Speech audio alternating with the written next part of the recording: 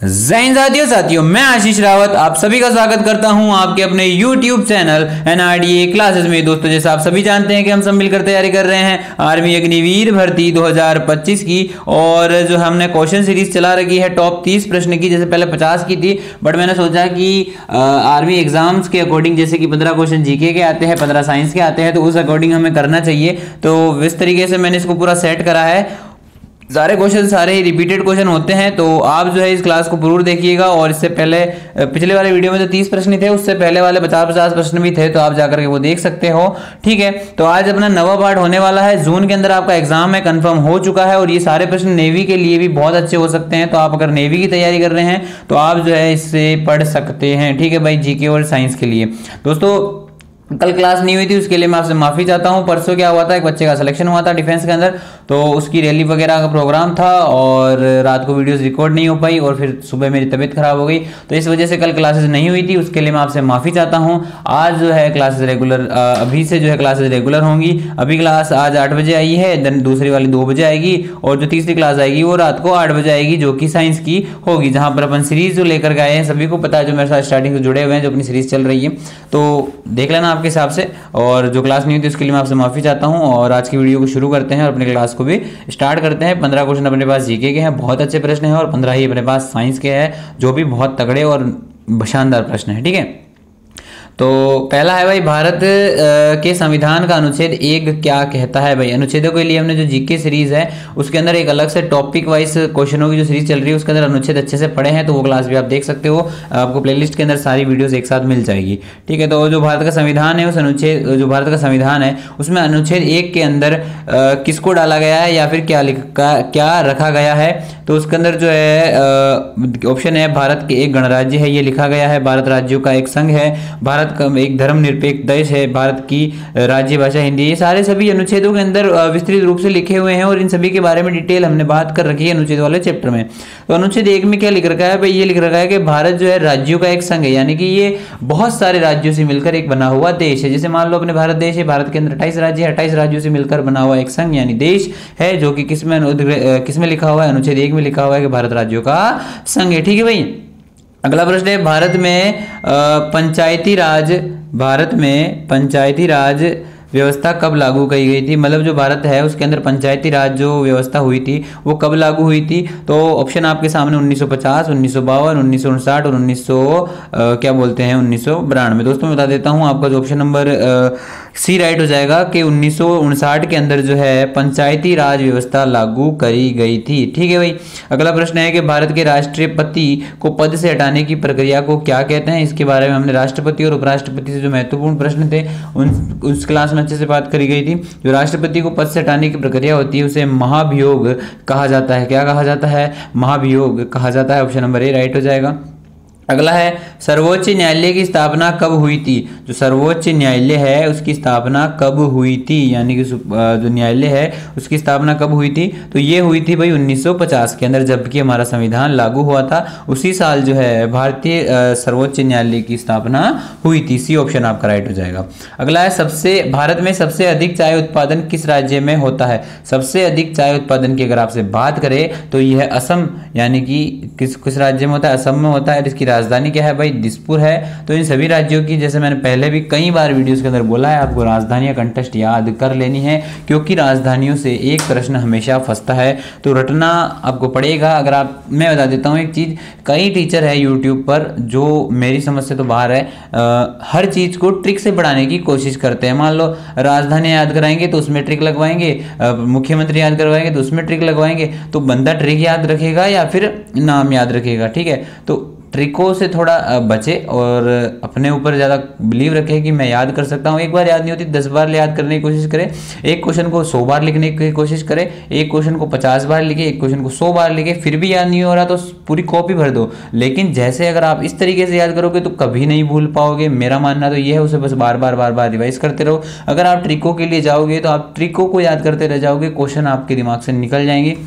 तो ये छोटी सी मेरी राय थी। अगर आपकी जो भी राय रहती है वो आप जो है आपके हिसाब से देख सकते हो। फिर ठीक है भाई, तो ऑप्शन नंबर ए आपका राइट हो जाएगा। ठीक है, और अगला क्वेश्चन हमारे सामने है कि भारत की पहली महिला राज्यपाल कौन थी। तो भारत की जो पहली महिला राज्यपाल थी भाई वो कौन थी, सरोजनी नायडू थी, यानी कि फर्स्ट गवर्नर ऑफ इंडिया जो कि वुमेन थी। ठीक है, फीमेल गवर्नर।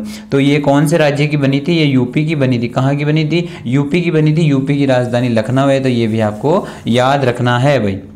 ये पहली महिला राज्यपाल बनी थी। राज्यपाल हमेशा राज्य की होती है, तो ये पहली महिला राज्यपाल बनी थी। तो ये कौन से राज्य की बनी थी ये भी आपको पता होना चाहिए। ये बनी थी भाई क्या बोलते हैं इसे, यूपी यानी कि उत्तर प्रदेश की। ठीक है, अगला प्रश्न है भारत की सबसे लंबी सड़क सुरंग कौन सी है, सड़क सुरंग कौन सी है। तो ऑप्शन नंबर बी जो है अटल सुरंग आपका राइट हो जाएगा। ये जो है भारत की सबसे लंबी सड़क सुरंग है। ठीक है भाई, अगला प्रश्न हमारे सामने है कि भारत का सबसे पुराना पर्वत कौन सा है। भारत का सबसे पुराना पर्वत कौन सा है। तो अरावली पर्वत श्रृंखला जो है भारत की सबसे पुरानी पर्वत श्रृंखला है। सबसे पुरानी की बात कर रहा है, सबसे पुराना पर्वत श्रृंखला कौन सा, ना तो बड़ी ना छोटी। ये पूछ रहा है सबसे पुराना पर्वत श्रृंखला कौन सा, तो अरावली पर्वत श्रृंखला है। ठीक है, अगला है भारतीय राष्ट्रीय कांग्रेस की पहली महिला अध्यक्ष कौन थी। भारतीय कांग्रेस जिसकी स्थापना 1885 में हुई थी। ठीक है, तो उसकी जो पहली महिला अध्यक्ष बनी थी वो कौन बनी थी, तो ये बनी थी एनी बेसेंट। कौन बनी थी भाई, एनी बेसेंट बनी थी। ऑप्शन नंबर ए आपका करेक्ट होगा। अगला प्रश्न है कि भारत में संविधान सभा के अध्यक्ष कौन थे। भारत में जो संविधान सभा बनी थी, जिसने मिलकर के संविधान बनाया था, उसके अध्यक्ष कौन थे। ऑप्शन नंबर आपके सामने बी जो है एकदम करेक्ट हो जाएगा। जो भारत के संविधान सभा थी उसके अध्यक्ष डॉक्टर राजेंद्र प्रसाद हुए थे। ठीक है, अगला प्रश्न हमारे सामने है कि जय जवान जय किसान का नारा किसने दिया था। भाई जवान जो नारे हैं जो भी बहुत इंपॉर्टेंट है, तो ये नारे भी आपको याद होने चाहिए। जय जवान जय किसान का नारा किसने दिया था, तो ये है जो लाल बहादुर शास्त्री ने दिया था। किसने दिया था भाई, लाल बहादुर शास्त्री जी ने दिया था। सी ऑप्शन आपका करेक्ट हो जाएगा। ठीक है भाई, अगला प्रश्न हमारे सामने है कि भारत में सबसे बड़ा रेलवे मार्ग नेटवर्क किस राज्य में है। सबसे बड़ा रेलवे मार्ग जो क्या बोलते हैं नेटवर्क है वो किस में है भाई, यूपी के अंदर है। किसमें है भाई, यूपी के अंदर है। ऑप्शन नंबर ए आपका राइट हो जाएगा। अगला प्रश्न है किस भारतीय खिलाड़ी को हॉकी का जादूगर के नाम से जाना जाता है। ऑप्शन ए आपका जो है धनराज पिल्ले, बी ध्यानचंद, बलवीर सिंह और संदीप सिंह। दोस्तों बता देता हूं, मेजर ध्यानचंद को जो है हॉकी का जादूगर कहा जाता है। इन्होंने ओलंपिक के अंदर हॉकी को शायद 8 या फिर 12 मेडल दिलवाए थे, जो कि सारे ही गोल्ड थे। 1980 के बाद अभी तक भारत ने हॉकी के अंदर गोल्ड मेडल नहीं जीता है। तो ये हमारे लिए बहुत दुख की बात है, क्योंकि मेजर ध्यानचंद जैसे हमें खिलाड़ी नहीं मिले हैं। और मेजर ध्यानचंद को जो है हॉकी का जादूगर भी कहा जाता है। और इनके जन्म दिवस पर जो है खेल दिवस के रूप में मनाया जाता है। तो प्रत्येक वर्ष खेल दिवस कब मनाया जाता है आप ज़रूर से मुझे कमेंट बॉक्स में बता देना, क्योंकि अगर आप पढ़ाई कर रहे हो तो आपको इतनी चीज़ें बेसिक तो पता होनी चाहिए। अगला है राष्ट्रीय विज्ञान दिवस कब मनाया जाता है। तो ये प्रत्येक वर्ष जो है 28 फरवरी को मनाया जाता है। कब मनाया जाता है, और डॉक्टर सीवी रमन के जन्म दिवस के उपलक्ष्य में जो है प्रत्येक वर्ष इसे विज्ञान दिवस के रूप में मनाया जाता है। ठीक है भाई, अगला है भारत के पहले लोकसभा चुनाव कब हुए थे। भारत में जो पहले लोकसभा चुनाव हुए थे वो कब हुए थे, ये हुए थे भाई 1951 और 52 के अंदर हुए थे। लोकसभा का नेता कौन होता है, प्रधानमंत्री होता है। तो इस चुनाव से जीतकर कौन बने थे, पंडित जवाहरलाल नेहरू बने थे। मान लीजिए प्रश्न पूछे कि 1951-52 के अंदर जो लोकसभा के जो प्रथम नेता बने थे या फिर हेड बने वो कौन बने थे भाई, पंडित जवाहरलाल नेहरू बने थे, जो कि भारत के प्रथम प्रधानमंत्री रहे थे। ठीक है, 1951-52 के अंदर जो प्रथम लोकसभा चुनाव हुए थे। यहाँ पर आपके 15 प्रश्न जो है समाप्त होते हैं जीके के। जीके में से आपका कितना स्कोर रहा, जल्दी से लाइव चैट में जवाब दीजिए। अब आगे आपके जो आएंगे वो साइंस के सभी बहुत अच्छे और शानदार प्रश्न आएंगे। ठीक है, अगला है कौन सा तत्व हड्डियों और दांतों को मजबूत बनाता है। ऐसा कौन सा तत्व है जो दांतों और हड्डियों को मजबूत बनाता है। ऑप्शन नंबर ए आपका राइट हो जाएगा। दांतों और हड्डियों को जो है कैल्शियम Ca सबसे मजबूती प्रदान करने का कार्य करता है। ठीक है, अगला है मनुष्यों में रक्त का रंग लाल क्यों होता है। मनुष्यों में जो रक्त है उसका रंग जो होता है वो लाल क्यों होता है, तो ये भाई हीमोग्लोबिन के कारण होता है। किसके कारण होता है, हीमोग्लोबिन के कारण जो है मनुष्य का जो रक्त होता है, ब्लड यानी होता है, उसका रंग कैसा होता है भाई, भाई लाल होता है।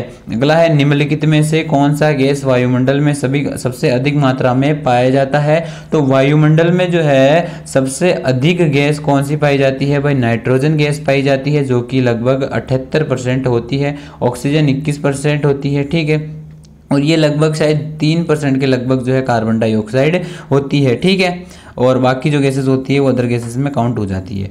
तो यहाँ पर हमने बताया नहीं, आपको एक बार फिर से बता देता हूँ। नाइट्रोजन सबसे अधिक होती है वायुमंडल के अंदर, तो ये चीज़ आपको याद रखनी है, और लगभग 78% होती है। बी ऑप्शन आपका राइट हो जाएगा। अब से है सबसे हल्की धातु कौन सी है। तो सबसे हल्की धातु जो है कौन सी है भाई, तो आपका जो ऑप्शन नंबर सी है लिथियम वो राइट हो जाएगा भाई। सबसे हल्की धातु कौन सी है इनमें से, भाई ये निम्न में से बात कर रहा है, निम्न में से सबसे हल्की धातु कौन सी है। यूं मत कहना है भाई पिछली वीडियोस में तो आपने हाइड्रोजन बताया था। दोस्तों यहाँ पर अगर आप परमाणु क्रमांक से देखोगे तो हाइड्रोजन, हीलियम, लिथियम तीसरे नंबर पर इसका क्या आता है, परमाणु क्रमांक आता है, और इसका परमाणु भार भी लगभग 3 से 4 ही होता है।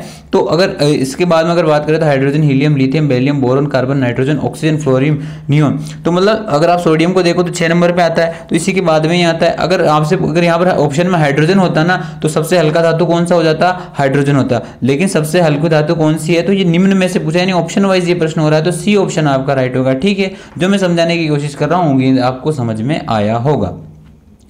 अगले प्रश्न पे चलते हैं। अगला प्रश्न हमारी स्क्रीन पर है कि विद्युत धारा प्रवाहित करने वाला सबसे अच्छा पदार्थ कौन सा है। सबसे अच्छा पदार्थ जो है कौन सा है भाई, तांबा है। कौन सा है, तांबा है। रबड़ में इलेक्ट्रिसिटी फ्लो नहीं होती, लकड़ी में नहीं होती, प्लास्टिक में इलेक्ट्रिसिटी फ्लो नहीं होती। तो सबसे अच्छा जो पदार्थ कौन सा कहलाएगा निम्न में से, तांबा हो जाएगा, ऑप्शन नंबर सी, ठीक है। अगला है सबसे तेज चलने वाली ध्वनि किस माध्यम में होगी, यानी कि ध्वनि जो होती है वो सबसे तेज किस पदार्थ में, किस माध्यम में चलती है। तो मैंने कई बार कई वीडियो के अंदर जिक्र करा है कि जो ध्वनि होती है वो ठोस पदार्थों में उसकी गति सर्वाधिक होती है। अगर आप में ऑप्शन में भी आपको लगे कि ये चीज़ ज़्यादा ठोस होती है तो आपको बेझिझक उसके अंदर कर देना है कि इसके अंदर जो है ध्वनि का वेग सर्वाधिक, यानी स्पीड उसकी जो है सर्वाधिक होगी, वेग या फिर स्पीड, है ना। को अगला है कौन सा विटामिन रक्त का थक्का बनने में सहायक होता है। तो रक्त का थक्का बनाने के लिए जो विटामिन के होता है वो सबसे ज़्यादा सहायक होता है। रक्त का थक्का का अर्थ होता है, जैसे मान लीजिए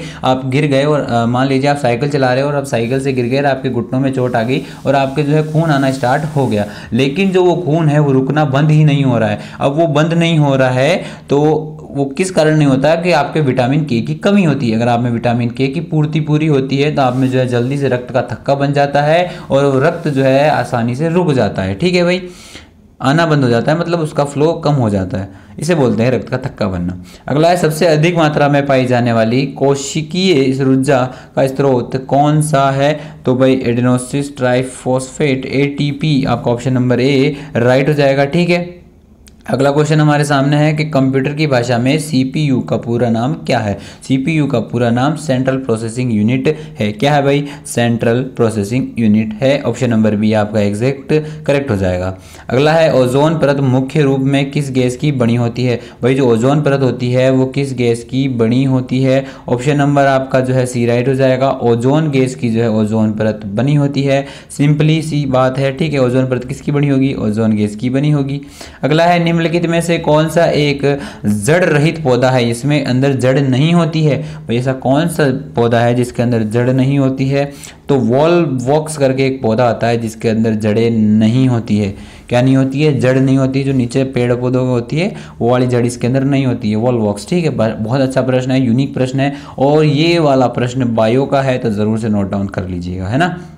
अगला है कौन सा तत्व सामान्य तापमान पर भी द्रव अवस्था में पाया जाता है। तो जो पारा होता है यानी कि जो मर्क्यूरी होती है वो क्या होती है भाई, सामान्य तापमान पर भी द्रव अवस्था में पाई जाती है, ऑप्शन नंबर बी आपका राइट हो जाएगा। अगला है कौन सा अंग शरीर में टॉक्सिन यानी विषैले पदार्थ फिल्टर करने का कार्य करता है। तो भाई मैं बता देता हूँ, विषैले पदार्थ जो फिल्टर करने का कार्य करता है यकृत करता है। इसी वजह से जो हमारा क्या बोलते हैं, हम जो दारू वगैरह पीते हैं तो सबसे पहले क्या खराब होती है भाई, किडनी क्या सॉरी यकृत खराब होता है, ऑप्शन नंबर बी। मतलब जो यकृत होती है वो ज़्यादा क्या करती है, विषैले पदार्थों को प्योरीफाई करने का कार्य करती है। तो इसी वजह से जो हम दारू पीते हैं तो क्या खराब होती है, अपनी यकृत खराब हो जाती है, ठीक है भाई। उम्मीद है ये वाली चीज़ भी आपको कन्फर्म हो गई होगी, ठीक है। और जो यकृत है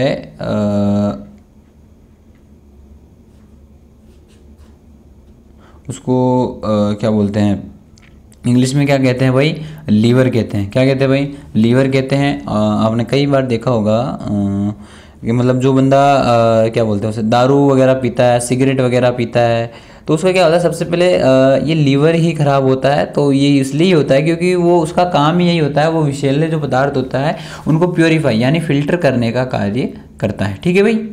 अगला प्रश्न है हमारे सामने कि हाँ, मनुष्य के शरीर का सामान्य तापमान कितना होता है। तो मनुष्य के शरीर का जो सामान्य तापमान होता है वो 37 डिग्री के आसपास होता है। ऑप्शन नंबर सी राइट हो जाएगा, इसमें कोई समझाने वाली बात है नहीं। अगला है, बिजली के बल्ब में कौन सी गैस भरी होती है। तो बिजली के गैस में जो है बिजली के बल्ब में जो है आर्गन गैस भरी जाती है। 2019 की भर्ती के अंदर ये प्रश्न पूछा गया था, जो कि कंप्यूटर बेस्ड टेस्ट में नहीं होती थी, ऑफलाइन टेस्ट होता था, उसके अंदर ये प्रश्न पूछा गया था। ठीक है भाई। अगला प्रश्न कि 30 में से आपका कितना स्कोर रहा, मुझे कमेंट करके ज़रूर बता देना। और कल के दिन जो तीनों क्लासेस नहीं हुई थी उसके लिए मैं आपसे माफ़ी चाहता हूं, क्योंकि थोड़ी सी तबीयत डाउन हो गई थी और अपनी रेगुलर क्लासेस अब होने वाली है। ठीक है, तो मिलता हूं आपको कल, तब तक मिलता हूं आपको आज दिन में ही, सॉरी। तब तक के लिए जय हिंद, जय सिया राम, भारत माता की जय।